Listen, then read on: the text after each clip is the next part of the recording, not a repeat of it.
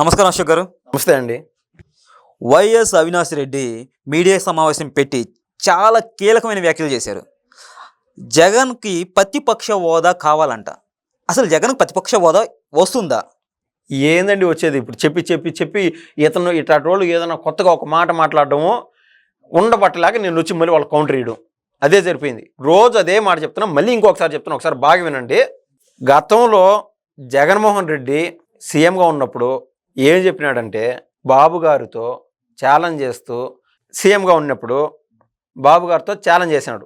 మొత్తం 23 మంది ఎమ్మెల్యేలు ఉంటే ఆ పార్టీకి సంబంధించిన వాళ్ళందరినీ సస్పెండ్ చేసి ఆ కారణం ఈ కారణం చెప్పి వాళ్ళ మాటలకు అడ్డం తగులుతున్నారని చెప్పి ఒక బాబు గారిని మాత్రమే అక్కడ ఉండిచ్చి, సోషల్ మీడియాలో చూస్తే మీకు అర్థమవుతుంది, బాబుని మాస్ ర్యాగింగ్ చేశామని చెప్పి వాళ్ళు గొప్పలు పోయినారు. ఈ యొక్క సాక్షి, ఈ యొక్క వైసీపీ వీళ్ళు ఏమనంటే అప్పుడు వీళ్ళు చెప్పిన ర్యాగింగ్ ఏంటంటే, బాబు గారితో ఛాలెంజ్ చేసినాడు, 5 మందిని మీ వాళ్ళని ఇట్లా లాగేసుకుంటే మీకు ప్రతిపక్ష హోదా అనేది కూడా ఉండదు, ఏమనుకున్నావు జగన్మోహన్ రెడ్డి అంటే అని చెప్పి ఛాలెంజ్ చేసినాడు. 4 పోయినారు అప్పుడు.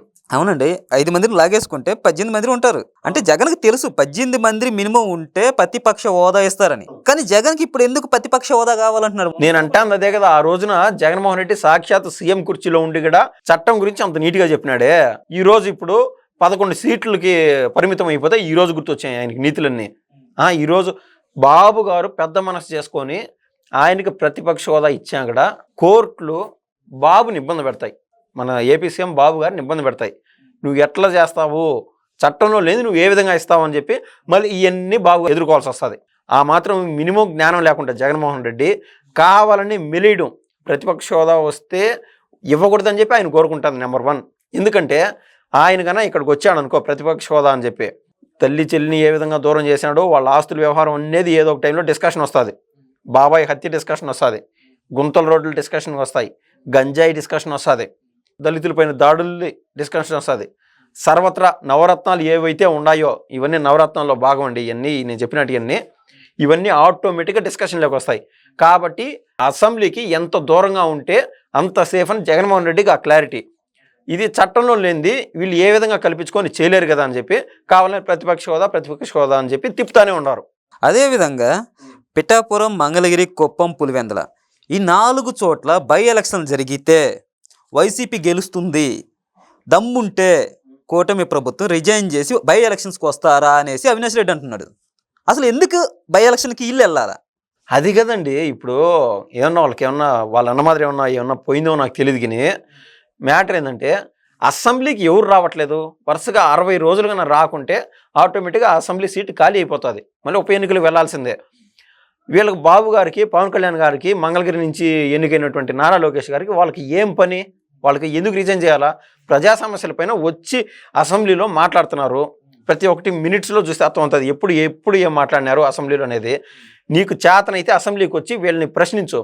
ఇప్పుడు సూపర్ 6 అనేది మీరు బయట ఉండి మాట్లాడుతున్నారు కదా, అసెంబ్లీకి వచ్చి మాట్లాడండి. ఎందుకు లేట్ అయింది, ఎప్పటికల్లా అవుతుంది అనేది ప్రజలు కూడా తెలుసుకొని సంపూర్ణంగా ఒక క్లారిటీతో ఉంటారు. నిజమైన విపక్షం కానీ ప్రతిపక్షం కానీ అది మెయింటైన్ చేయాలి. మన గతంలో వెంకయ్య నాయుడు గారు కావచ్చు, అదేవిధంగా పుచ్చలపల్లి సుందరయ్య గారు కావచ్చు, లేదా ఇప్పుడు దేశ స్థాయిలో చూసుకోండి ఎల్కే అద్వానీ, వాజ్పేయి గారు, ఇద్దరు ఎంపీలు ఉన్నారు బీజేపీకి. ఆ రోజు నుంచి వాళ్ళు నెమ్మదిగా కష్టపడతా పాలకపక్షం అయినటువంటి కాంగ్రెస్ని ఇరుకును పెడుతూ ప్రజా సమస్యలపైన గళమెత్తినారు. కాబట్టే కదా ఈరోజు టచ్ చేయలేని రేంజ్లో బీజేపీ ప్రభుత్వం ఏర్పాటు చేసినదే. కనీసం ఆ మాత్రం జ్ఞానం ఉండదా జగన్మోహన్ రెడ్డికి? పార్టీని సర్వనాశనం చేయాలని చెప్పి కంకణం కట్టుకున్నాడు. ఇదే అవినాష్ రెడ్డికి నేను చెప్తున్నా, నీకు చేతనైతే ఒక్కసారి నువ్వు కడప ఎంపీకి రిజైన్ చేసేయి, తాడోపేడో తేలిపోతుంది. ఎవరు బలం ఎంతో, ఎవరు బలగం ఎంతో అతను చేయరు. మీరు అంటున్నారు కదా ప్రభుత్వం ఫెయిల్ అయింది, సూపర్ 6 అమలు చేయలేదు, అది ఇది అని చెప్పి. ఎందువల్ల ఫెయిల్ అయింది, ఏమైంది, 1 నెలలో పడుతుందా 2 నెలలో పడుతుందా అని చెప్పి ఇంక 2 పథకాలు రెడీగా ఉన్నాయి, అందుకు వెయిట్ చేస్తున్నారు. దాని విధి విధానాలన్నీ ఉంటాయి, ఒక ప్రొసీజర్ ఉంటుంది. కానీ ఈలోపు ఈ యొక్క అవినాష్ రెడ్డి చేసిన వ్యాఖ్యలు ఏదైతే ఉన్నాయో, ఆ ఉప ఎన్నికేదో కడప నుంచి నువ్వు రిజైన్ చెయ్యి, ఛాలెంజ్ నేను నిజంగా చెప్తున్నా. ధైర్యం ఉంటే రిజైన్ చెయ్యి. అక్కడ కన్నా టీడీపీ కన్నా గెలుచుకుంటే ఆ సంగతి ఏదో మళ్ళీ చూద్దాం. సమస్య లేదు, ఓడిపోయే సమస్య లేదు ఆడ. అదేవిధంగా జగన్ అసెంబ్లీకి వస్తే సినిమా చూపిస్తాడంట. అసలు ఏ సినిమా చూపిస్తాడు? సినిమా చూపించడానికేనా? అదే అండి నేను చెప్పాను కదా, కడప ఉప ఎన్నికలు వస్తే నేను చెప్పే సినిమా వస్తుంది. ఆల్రెడీ మనం పులివెందులకు సంబంధించిన సాగునీటి ఎన్నికలు వచ్చాయి మొన్న. Clean sweep TDP. ఇవాళ చూస్తే ఎమ్మెల్సీ ఎలక్షన్స్ వాళ్ళ అభ్యర్థులు ఎక్కువ అయిపోయినారు వైసీపీకి. మీరు చెప్పే సినిమా జగన్మోహన్ రెడ్డి ఆల్రెడీ చూశారు. జగన్మోహన్ రెడ్డి అసెంబ్లీకి వచ్చాడరా చూద్దామని చాలామంది కళ్ళు కాయలు కాసేలాగా చూశారు. ఆయన సినిమా 11 నిమిషాల్లో అయిపోయింది. ఎంతసేపు 2.5 గంట చూద్దామని అనుకోండి సినిమా 11 నిమిషాల్లో అయిపోగొట్టి ఆయన ఒక డైరెక్షన్ ఇచ్చినాడు.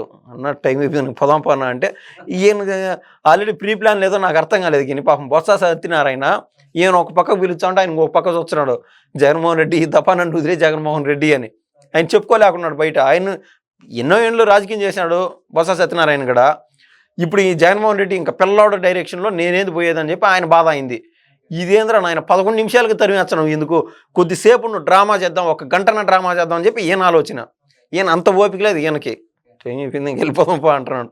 నాకు తెలిసి అసెంబ్లీకి వచ్చిన వాళ్ళు 11 నిమిషాల లోపల అసెంబ్లీ నుంచి బయటికి వెళ్ళిన వ్యక్తి ఇంతవరకు నేను చూడలేదబ్బా. నేను అసలు చూడలేదు. కానీ వాళ్ళు మీరు అన్నట్టు ఇంతవరకు మన దేశంలో ప్రతిపక్షం లేని అసెంబ్లీని ఆడైనా చూసారా అని చెప్పి నిన్న ఈ రోజు అయ్యి సోషల్ మీడియాలోను మెయిన్ స్ట్రీమ్ మీడియాలోను రోజు ఇలాంటి వాళ్ళు బయటకు వచ్చి మాట్లాడుతున్నారు. దేశంలో ప్రతిపక్షం లేని రాష్ట్రం ఏదైనా ఉండదని దానికి కూడా గతి లేకుండా విన్నారు మీరు.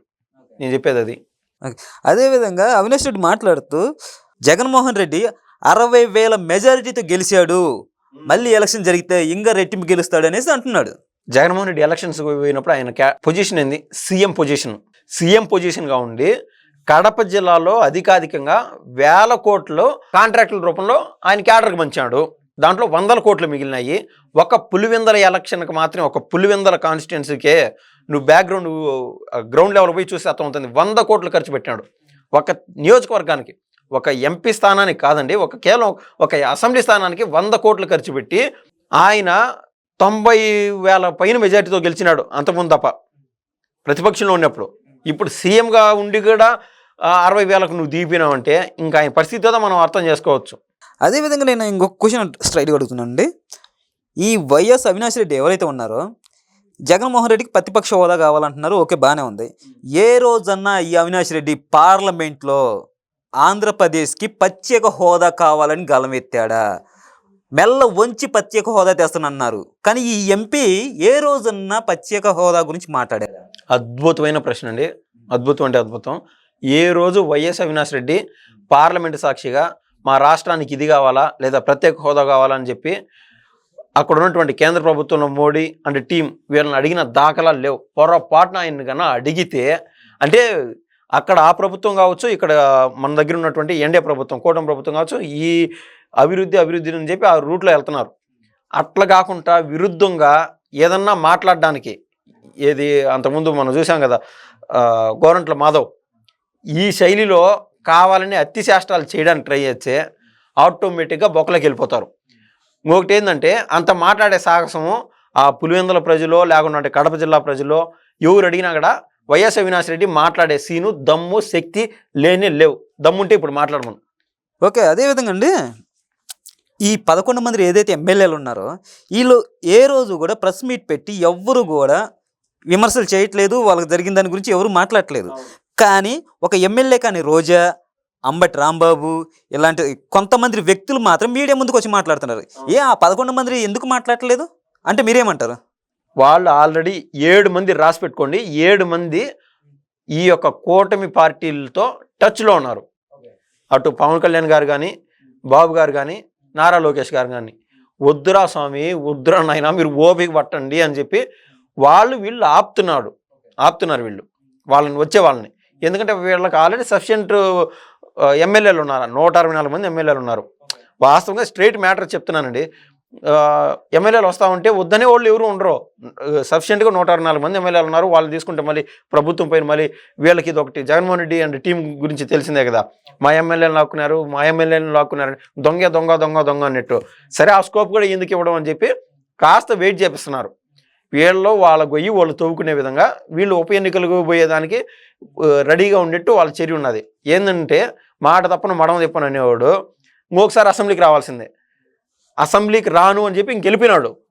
ఇంకొకసారి పోతే జనాలు నవ్వుకుంటారు. రాకుండా ఉంటే పార్టీ చరిత్రలో కనుమరుగైపోతుంది. ముందు నువ్వు వెనక గొయ్యి మాత్రం జగన్మోహన్ రెడ్డి పరిస్థితి ఏర్పడినది. సరేనండి, చూద్దాం. జగన్మోహన్ రెడ్డి రేపైనా అసెంబ్లీకి వస్తాడేమో చూద్దాం. ధన్యవాదాలండి. ధన్యవాదాలు.